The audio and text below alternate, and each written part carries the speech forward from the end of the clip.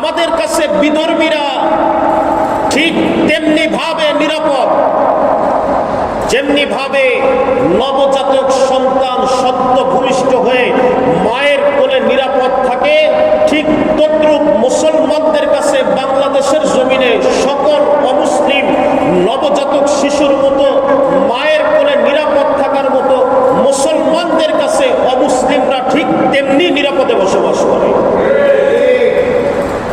মুসলমানদের উপরে যেমনি ভাবে নির্যাতন করা হয়, ঠিক তদ্রূপ যদি আমরাও বাংলাদেশে নির্যাতন শুরু করতাম, আমাদের হিন্দু ভাই ও বোনেরা বাংলাদেশের মাটিতে থাকা তো দূরের কথা, থাকার স্বপ্নও দেখতে পারত না। যেমনি ভাবে ভারতের মুসলমানদের উপরে অমুসলিমরা একের পর এক নির্যাতন করে যাচ্ছে, ঠিক তদ্রূপ যদি বাংলাদেশে হুবহু মানচিত্রটা যদি ঘুরে উল্টা দিকে যেত, তাহলে কোন অমুসলিম বাংলাদেশে থাকা দূরের কথা, কোন অমুসলিম বাংলাদেশে থাকার কথা মাথায় চিন্তা করার মতো সুযোগ পেত না। কথা বলেন ঠিক কিনা? সম্মানিত হাজিরিন, এজন্য আমি বললাম অমুসলিম ভাই ও বোনেরা আমাদের কাছে ঠিক তদ্রূপ তেমনি নিরাপদ, যেমনি ভাবে নবজাতক সন্তান মায়ের কোলে নিরাপদ রয়েছে। অমুসলিম ভাই ও বোনেরা মুসলমানদের কাছে বাংলাদেশে ঠিক তেমনি নিরাপদ স্থানে অবস্থান করতেছে। ঠিক কিনা বলে গিয়েছে? সম্মানিত, এই ইসলামের সন্ত্রাসীরা গাজীপুরের খতিব, বয়োবৃদ্ধ খতিবকে উলঙ্গ করে গাছের সাথে শিকল দিয়ে অজ্ঞান অবস্থায় বেঁধে ফেলে রেখে গেছে। মুসলমান সতর্ক থাকতে হবে। আজকে যদি মসজিদের খতিবকে হক কথা বলার জন্য হিন্দুত্ববাদী উগ্র সংগঠন ইসকনেরা এভাবে করে খতিবের উপরে নির্যাতন করতে পারে, আগামীতে মুসলমান মুসল্লিদের উপরে নির্যাতন করবে না, এর গ্যারান্টি কোথায় বলে?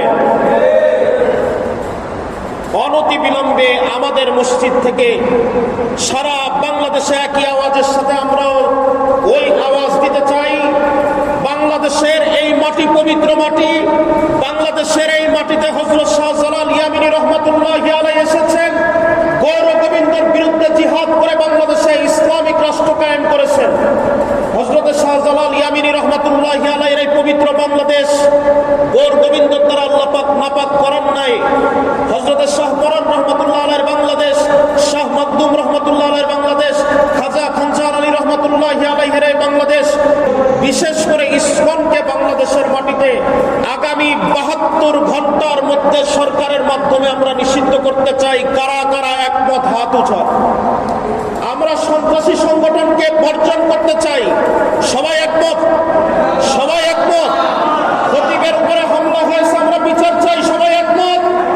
মুসলমানদের উপরে হামলা হয়েছে, আমরা বিচার চাই। একমত? আল্লাহ পাক তুমি আমাদের হাতগুলোকে কবুল করো, ঈমানি চেতনাকে কবুল করে নাও।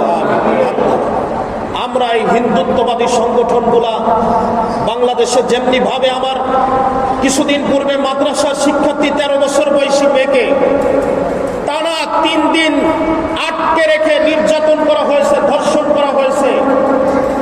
আপনি জানলে অবাক হবেন, যে মেয়ে ধর্ষিত হয়েছে মিডিয়াগুলা ওই মেয়ের চেহারাকে ফোকাস করে, ধর্ষক হিন্দুত্ববাদী ইসকন সদস্যর চেহারাটাকে মিডিয়ারা সুন্দর করে গোল চিহ্ন দিয়ে আবৃত্তি করে তারপর প্রকাশ করে। তার চেহারাটা দেখাতে ওই মিডিয়া ভয় পায়।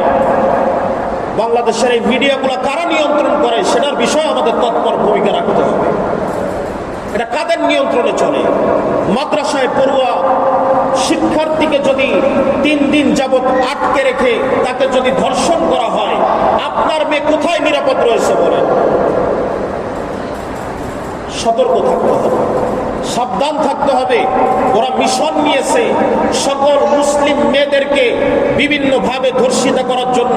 প্রবাসীদের স্ত্রীদেরকে টার্গেট করা হয়েছে, মেয়েদেরকে টার্গেট করা হয়েছে, বিভিন্নভাবে প্রেমের ফাঁদে ফেলে বিভিন্নভাবে তাদের সাথে অনৈতিক সম্পর্ক কায়েম করে মুসলিম মায়েদের গর্ভ থেকে শাহজালাল, শাহপরান, খাজা খানজাহান যেন জন্ম নিতে না পারে, এখান থেকে যেন বিশিষ্ট নাস্তিক মুরতাদ তৈরি হয়ে ইসলামের বিরুদ্ধে জারসন্ত্রাসরা অস্ত্র হাতে নিতে পারে, এই টার্গেট নিয়ে মুসলিম নারীদেরকে ধর্ষিত করার জন্য ওরা ওদের মিশন ভীষণ কায়েম করার জন্য গোটা বাংলাদেশে লেগে গিয়েছে।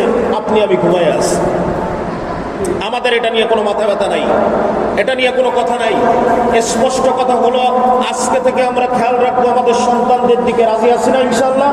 আমরা খেয়াল রাখবো আমাদের স্ত্রীদের দিকে, আমরা খেয়াল রাখবো আমাদের মহল্লা